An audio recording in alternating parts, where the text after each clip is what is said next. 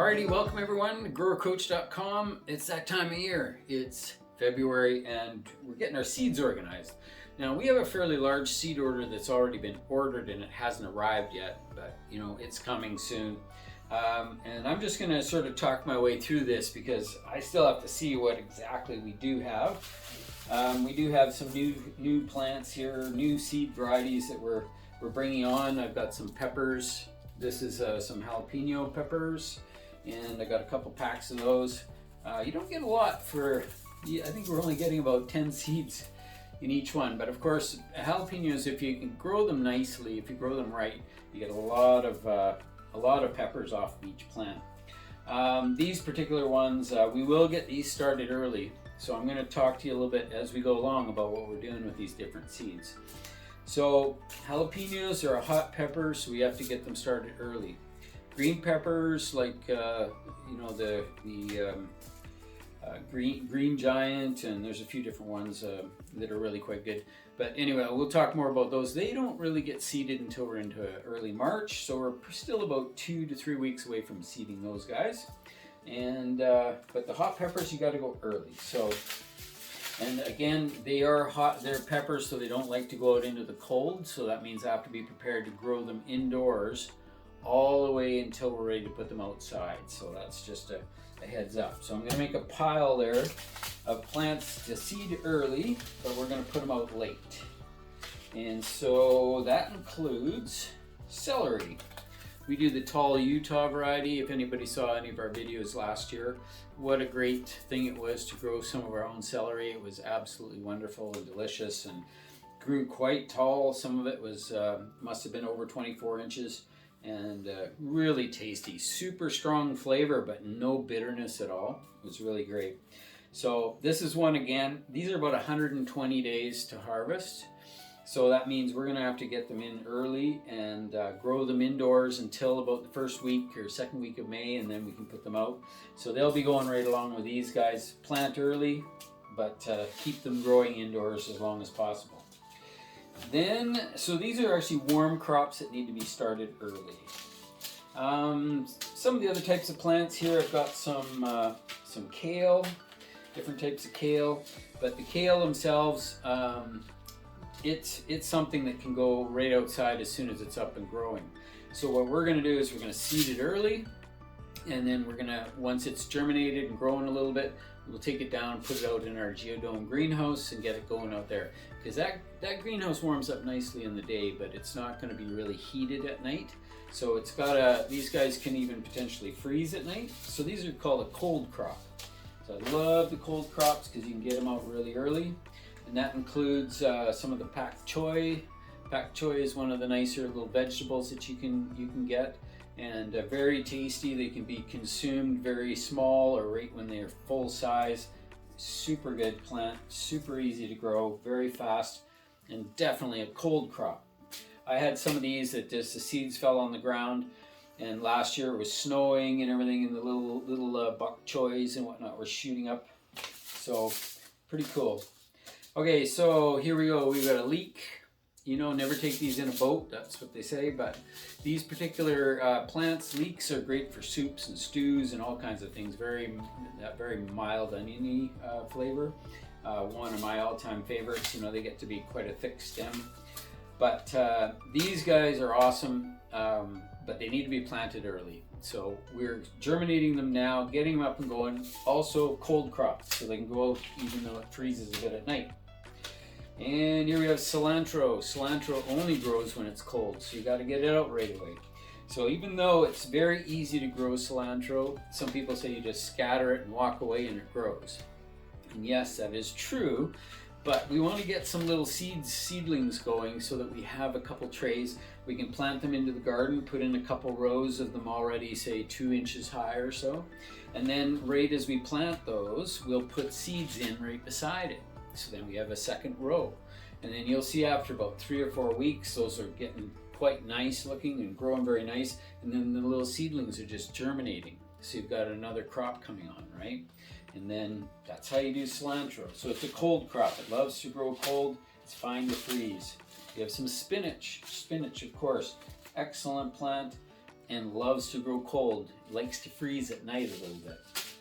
There you go. Radishes, another great cold crop. And again, I'm going to get some started inside, but same as the cilantro, is that I'm going to get some little plants growing.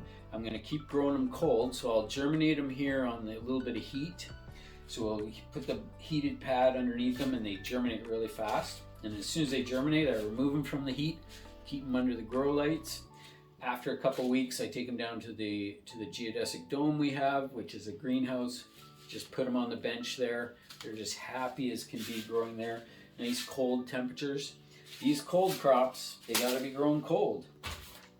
So what else? Oh, here's scallopinis, which are they've got a few different names. I think pettipan's another name for these guys. I don't know if you've seen these before, but lovely little summer squash and very tasty and really good. But these guys grow so fast, they're not even worth dealing with right now. So this is a warm crop. This goes in the category of tomato plants and that sort of thing. So anyway, that's one there. And let's see what else we have.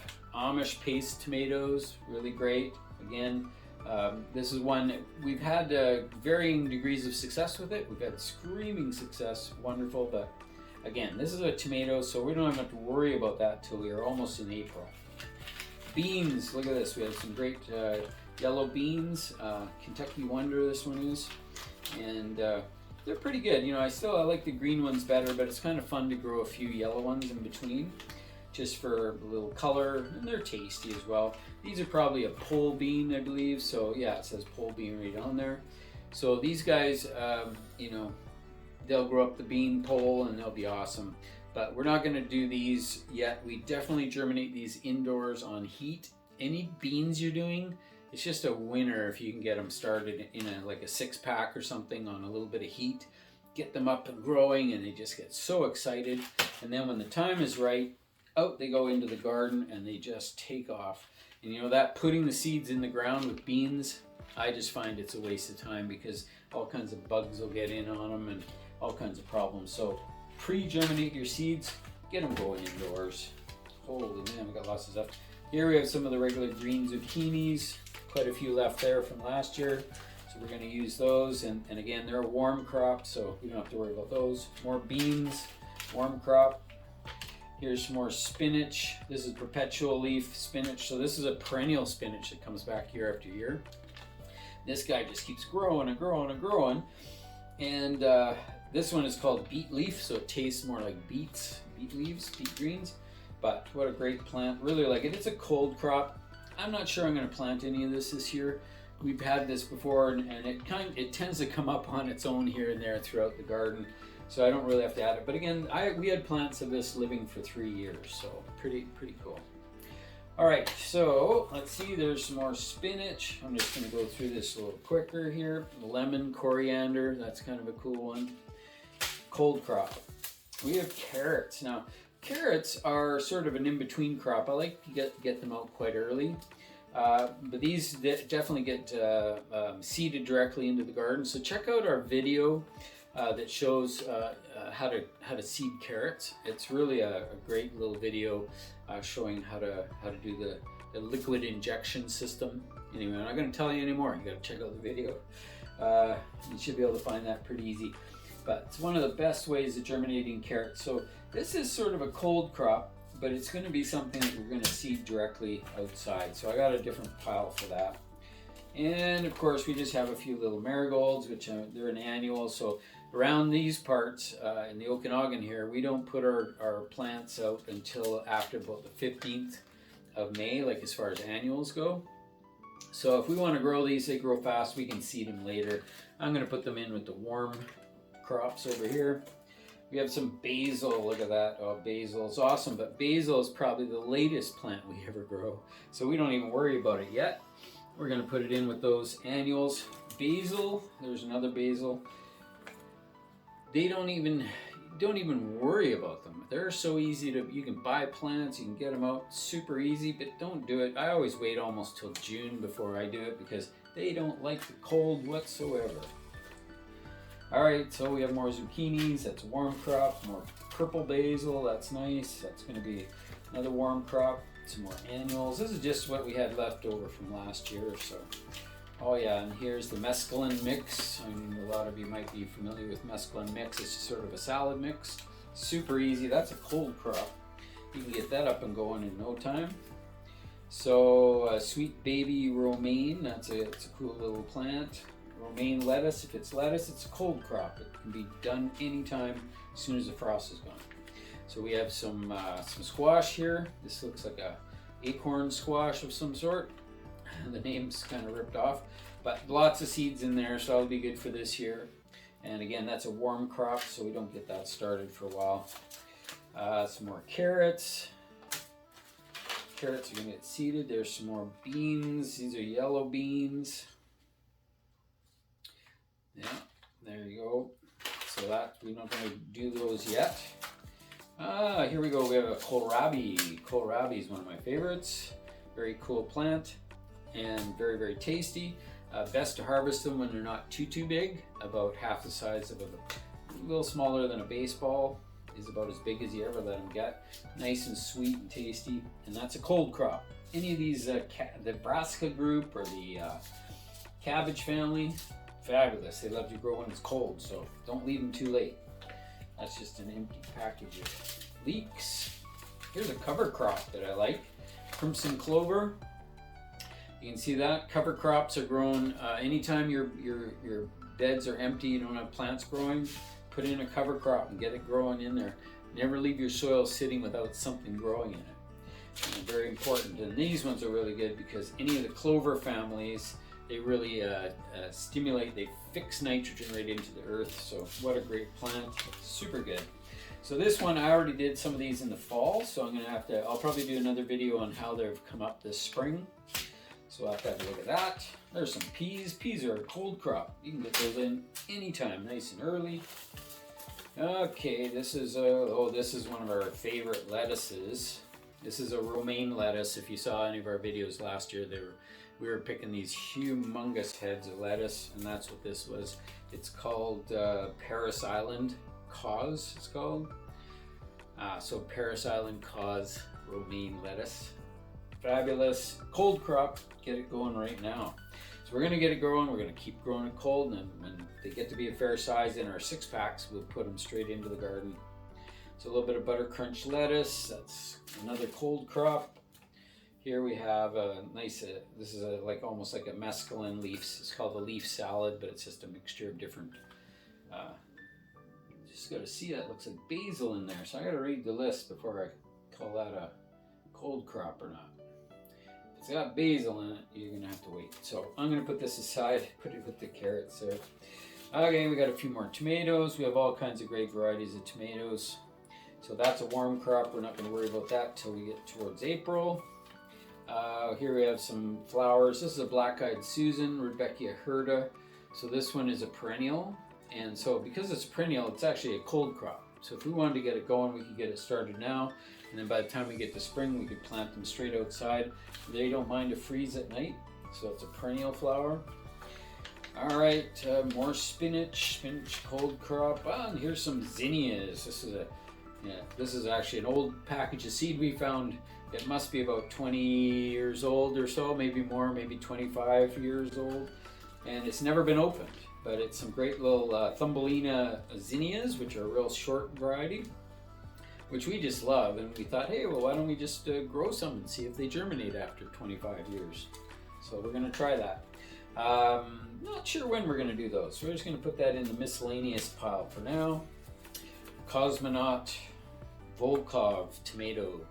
Some of you may have seen my tomato videos from last year, and this was a very great tomato. I really enjoyed it. I don't think there's any left in there, so you might want to get this one again. It's just a really good tomato.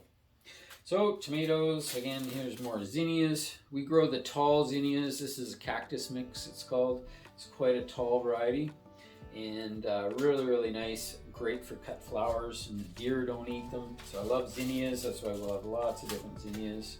Some cucumbers, they're something that grows super fast. So it's a warm crop, we're not gonna worry about it. More tomatoes, warm crop, more annuals. This is amaranth. Love Lies Bleeding, it's a warm crop, don't have to worry about it. Super hot peppers, got to do them now. They take so long to grow and germinate. There's another super hot pepper. And any of those super hot ones are usually 125 days to harvest, so you got to get them early. Some more incredible leeks. We'll try those. That's an early cold crop, so we're putting them in that pile. All right, here's some more lettuce. Oh, Paris cause again. That's our favorite romaine lettuce, so I'm going to keep that one, and we're going to get that in soon. Alrighty, some onions. Now, with any of the onions that you have, they need to be seeded right around the end of January, and so we're doing something a little different this year. We actually seeded our onions last year, and we're going to see how they come through this year. We're either going to buy some nice little young plants that are more mature rather than start from seed. We might grow a few just for the heck of it, just to try them out. But what I'd really like to do next year is on the 1st of July is plant them then, and then grow them through 1st of July right through, leave them in the garden over winter, and then in spring you're good to go. So we're going to try that with a couple different types of onions for next year. And like I say, I did them on August 1st this year, so we're going to have to wait and see if that's how they're going to look. If that's going to be much better or not. But that would be a cold crop, and you want to do them as early as possible. And 15th of February might be too late, but you can still do them now. Better late than never. Baby butternut squash, excellent, but late. Here's some parsley. Parsley is a cold crop, can grow at any time in the winter time. They even grow through the winter. And of course the wonderful one I always forget the name of. You know it. Chard. That's it. I don't know why I forget the name of that one. It's such a pretty plant, one of the most beautiful plants to grow in the garden, and loves to grow cold. So again, we can get those started now, and we can just plant them out into the garden. I find that I let them go to seed in the garden, and then I get all these different chards just showing up here and there and everywhere. And usually that's satisfactory. So I've got another type of celery here. I think there's just a few seeds left. This is a little bit more short, compact variety, which we had some of these last year as well. It's called Tango. So again, plant your celery early. And borage. Remember that borage is just a plant to have around the garden. It's a little bit weedy, but wow, the pollinators love it. And you can actually use this plant for a bunch of different uses, but you can actually use it as fertilizer as well. So you can grow these plants quite large, and if they're happy and growing great, you just chop them off to the ground, and you can sort of macerate the whole mass of it, and then mix it in with water and pour it over top of plants, and it's just a beautiful source of nutrients. So borage, always useful in the garden. And again, this one, I'm sure we can get this one started now, so we're going to try it out, see. And sunflowers are pretty easy. You know, we always do a few. We do start them usually in 6-packs, but we don't really have to. They can be planted straight outside. Unfortunately, the birds love them too, but they are a cold crop. So we're definitely going to need to think about getting these guys going. We get them shooting up everywhere because we've been growing them for years. More carrots. There's something here. This is another pole bean. Oh no, this is a sugar snap pea. Some more peas. They're a cold crop. Got to get those started early. And another spinach. Perpetual beet leaf spinach again. So we're going to keep that. So it looks like we made it to the bottom of the bucket. The last thing is just with tags. It's really nice to have some decent tags available to write the varieties on to make sure that you don't forget what you've planted and where you've planted them. So yeah, I always make sure that we have lots of tags on hand. You can sometimes pick up these little tags as well, and they're great little tags to use for marking your plants. I tend to try to go with these type because these are actually a wooden stake, which is more compostable and will break down over time, rather than plastic ones, which may last for 100,000 years, who knows. Anyway, that's a quick look at our seeds that we have today and stuff that we're getting started. Like I said, I have another order of seeds that's coming in as well, and we're going to go through all that as well, and we're going to get them seeded. So tune in for another video on actually getting these seeds into the ground and getting them germinating. So that's it for today. Thanks again for tuning in to GrowerCoach.com.